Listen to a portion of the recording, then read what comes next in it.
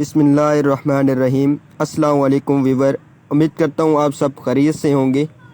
तो जो पाक आर्मी सिपाही क्लर्क नर्सिंग नायब खतीब के लिए टेस्ट देने जा रहे हैं या भी उन्हें टेस्ट देना है तो वो ये वीडियो लाजमी देख कर जाएँ, क्योंकि इसमें अभी जो टेस्ट चल रहे हैं आर्मी सोल्जर के, तो उनके हमने एकेडमिक टेस्ट को एक्सपीरियंस आया हुआ है हमारे पास सारा का सारा। जो जो क्वेश्चन लगे हुए उधर ये सारे हमने सॉल्व किए हुए हैं इसमें, इस वीडियो में।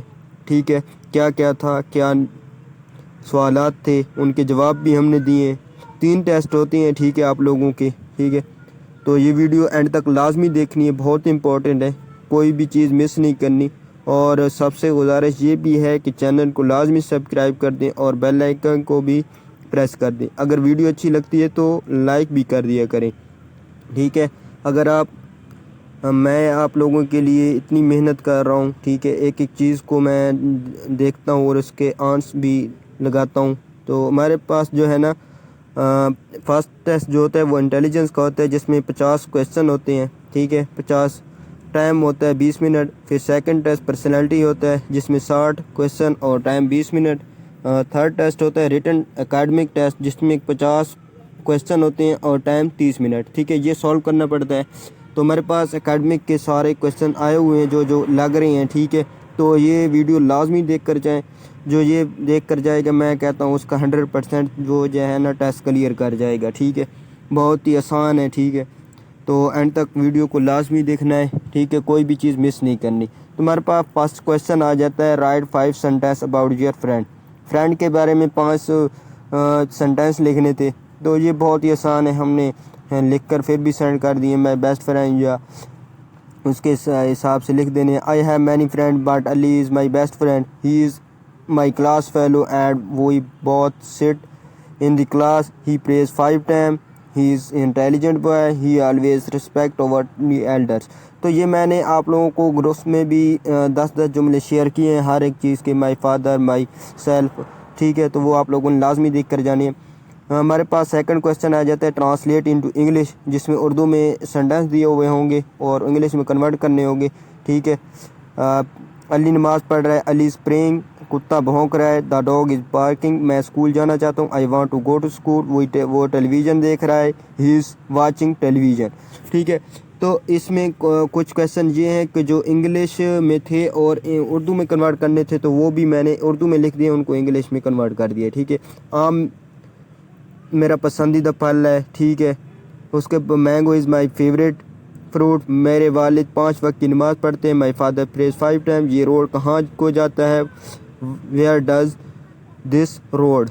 ठीक है, तो हमारे पास रियाजी टेस्ट आ जाता है, जिसमें फर्स्ट क्वेश्चन है 7 का स्क्वायर प्लस 5 का स्क्वायर। ठीक है, 7 का स्क्वायर जो होता है वो 49 होता है और 5 का जो स्क्वायर होता है मतलब वो होता है उसका 25।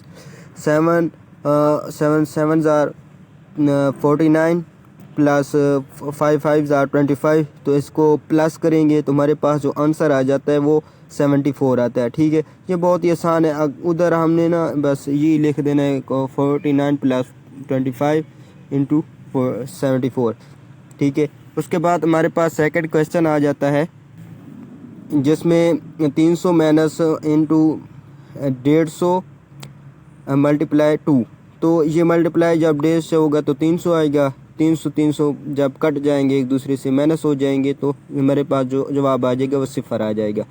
हमारे पास थर्ड क्वेश्चन आ जाता है, अगर एक गाड़ी 60 लीटर पेट्रोल में 300 किलोमीटर का फासला तय करती है तो 120 लीटर में कितना फासला तय करेगी। ठीक है, अब देखें उन्होंने इजाफा कर दिया, अब 302 से मल्टीप्लाई कर दें 2 से, तो 600 किलोमीटर हमारे पास आ जाएगा, क्योंकि 120 हो गया है, 60 से 60 120। ठीक है, तो हम 300 को 2 से मल्टीप्लाई कर देंगे। ठीक है, हमारे पास 4 क्वेश्चन आ जाता है, 4 का स्क्वायर। 4 का स्क्वायर होता है, 4 को 4 से मल्टीप्लाई करेंगे तो हमारे पास आंसर आ जाता है 16 जवाब हमारे पास आ जाएगा। ठीक है, तो ये बहुत ही आसान है, कोई इतना मुश्किल टेस्ट नहीं है कि ये एक हलवा है। मैं तो कहता हूँ हलवा है, बस ये बच्चों वाले सवाल हैं, प्राइमरी वाले।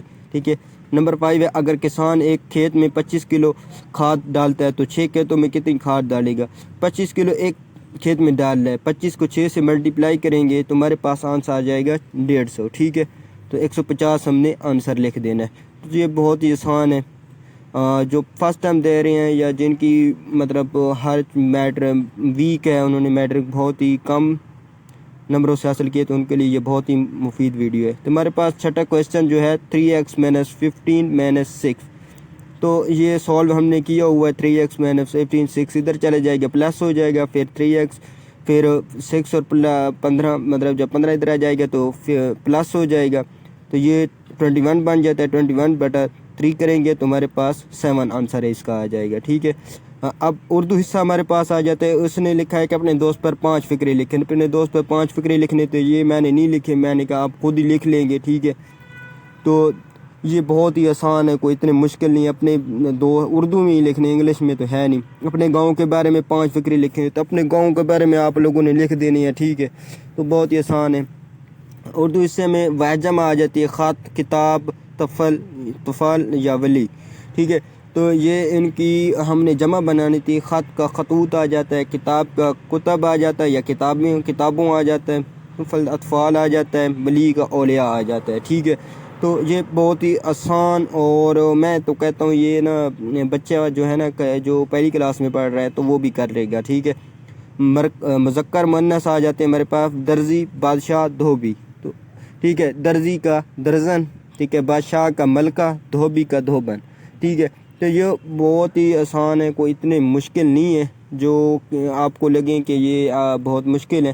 ठीक है, तो ये चीज़ें अगर आपको नहीं आती तो फिर तो मैं तो कहता हूँ आप टेस्ट ही देने ना आ जाएं। ठीक है, इस्लामियात का क्वेश्चन हमारे पास आ जाते हैं। आप सल्लल्लाहु अलैहि वसल्लम अपनी पहली हिजरत कहाँ की तरफ की? हज़रत सल्लम ने अपनी पहली हिजरत कहाँ की तरफ की? मक्का से हबशा की तरफ। जब ना मक्का में मतलब हालात ख़राब हो गए कि इधर रहना बहुत मुश्किल है, तो आप सल्लम ने साहब को मुसलमानों को कहा कि आप मक्का से हबशा की तरफ हिजरत करें। नंबर 2, ओद पहाड़ कहाँ वाक़या है? तो ओद पहाड़ मक्का मुकरमा में ना ये एक जिबले ओहद है, मदीना मुनव्वरा में, मदीना मुनव्वरा में जिबल ओहद में। ठीक है, जुबल ओहद में मदीना मुनव्वरा में है। ठीक है, उधर ये वाक़या है। ठीक है, गार हिरा कहाँ वाक़या है? तो ये मक्का मुकरमा है। ठीक है, तो ये मक्का मुकरमा जिबल नूर है। ठीक है, तो उसके बाद हमारे पास 4 क्वेश्चन की तरफ हम चलते हैं। 4 क्वेश्चन देखते हैं कौन सा है। मक्का का पुराना नाम क्या था? तो मक्का के ना मुख्तलिफ और भी नाम थे, लेकिन यसरब जो था ना वो मशहूर था, तो यसरब इसका नाम है। ठीक है, एक और भी 2-3 और भी नाम थे। ठीक है, तो लेकिन उसके से जो ज़्यादा मशहूर था वो यसरब था। ज़कात के कितने मसारिफ़ हैं? ज़कात के टोटल 8 मसारिफ़ हैं। ठीक है, ये आप लोगों ने सर्च कर लेने कि कौन कौन से हैं। ठीक है, तो फिर आपको पता चल जाएगा। उसके बाद हमारे पास छठा क्वेश्चन आ जाता है इस्लामियात का। ग़ज़वा बदर कब हुआ? तो ये ग़ज़वा बदर ना 17 रमज़ान 2 हिजरी को हुआ था। ठीक है, और इसमें ना 313 सहाबा कराम थे, मतलब जो जंग लड़ने वाले थे 300 मुसलमान थे। ठीक है, आप सल्लम की उम्र मुबारक कितनी थी? मतलब जहाँ टोटल उम्र के बारे में पूछ रहे हैं तो वो 63 साल थी, 63 साल। ठीक है, उसके बाद हमारे पास जो 8वां क्वेश्चन है कि ग़ज़वा बदर है। हाँ, ग़ज़वा बदर में मुसलमानों की तादाद थी तो वो 313 थी। ठीक है, तो मैंने पहले भी बता चुका हूँ कि टोटल 313 थी। ठीक है, ग़ज़वा बदर में जब वो जंग हुई थी। ठीक है, उसके बाद हमारे पास 9 क्वेश्चन आ जाता है। वज़ू के कितने फ़र्ज़ हैं? तो वो 4 हैं। ठीक है, तो आपको लोगों को पता होना चाहिए वज़ू के, और उसके बाद गुस्ल के भी पता होना चाहिए। गुस्ल के 3 होते हैं। ठीक है, तो इधर वो पूछ सकते हैं आप लोगों से गुस्ल के भी। ठीक है, वो नेम भी पूछ सकता है, तो आप लोगों को नाम भी आने चाहिए। ठीक है, तो वो ज़रूरी है आप लोगों के लिए। उसके बाद इस्लामियात के क्वेश्चन ये थे 9। ठीक है, 8 क्वेश्चन थे, लेकिन पता नहीं मेरे पास 9 कैसे आ गया, तो मैंने 9 ही लिख दिए। चलो ठीक है, तो ये थे इस्लामियात के। उसके बाद हमारे पास जनरल नॉलेज आ जाती है। नंबर 1 है क्वेटा शहर का पुराना नाम क्या है? जो क्वेटा हमारे पाकिस्तान का एक शहर है। ठीक है, उसका पुराना नाम क्या था? तो वो शालकोट है। ठीक है, शालकोट, सियालकोट, ये सियालकोट से मिली भगत ही नाम मिल रहा है। ठीक है, नंबर 2 है रकबे के लिहाज से सबसे बड़ा सूबा कौन सा है? जो रकबे के लिहाज से सबसे बड़ा सूबा है वो बलूचिस्तान है, ठीक है। और इसकी बाउंड्री भी सबसे बड़ी है, तो लाजमी बात है वो बड़ा सूबा है रकबे के लिहाज से, तो लाजमी बात है उसकी बाउंड्री भी बड़ी होगी। पाकिस्तान का सबसे पहला दारुल खिलाफा कौन सा था? तो वो कराची था, ठीक है, जिसे रोशनी का शहर भी कहा जाता था, लेकिन अनफॉर्चुनेटली अब उसको रोशनी का शहर नहीं कहा जाता, क्योंकि इतने बुरे हालात हो चुके हैं कि क्या बताएं, ठीक है।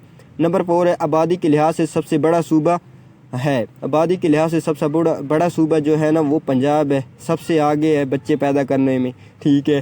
तो पंजाब वालों थोड़ा ख्याल करो, ठीक है, इतने बच्चे ना पैदा करें।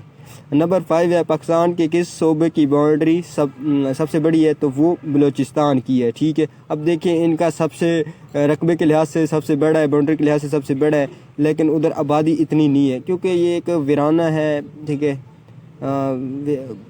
पहाड़ी इलाका ही है, ठीक है। नंबर 6 है कैद आज़म की आखिरी आरामगाह कौन सी है? वैसे तो कैद आज़म का मज़ार है आखिरी आरामगाह, लेकिन वो पूछ रहे हैं कि जब वो मतलब बीमार थे तो वो कहाँ पर थे? तो वो ज़ियारत, ठीक है, ज़ियारत शहर का नाम है।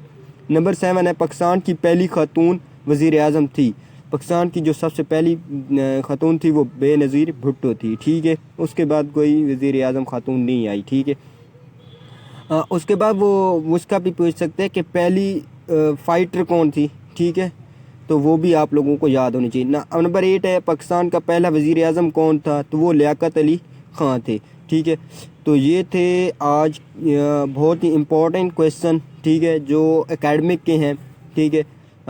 इंटेलिजेंस और जो पर्सनैलिटी टेस्ट है ना वो बहुत ही आसान होता है। मैं तो कहता हूँ सबको ही आना चाहिए यार, इतना मुश्किल नहीं होता। मैंने आप लोगों को बुक सेंड की हुई है आर्मी वाली, सोल्जर वाली, तो ग्रुप में, तो वो लाजमी देखनी है।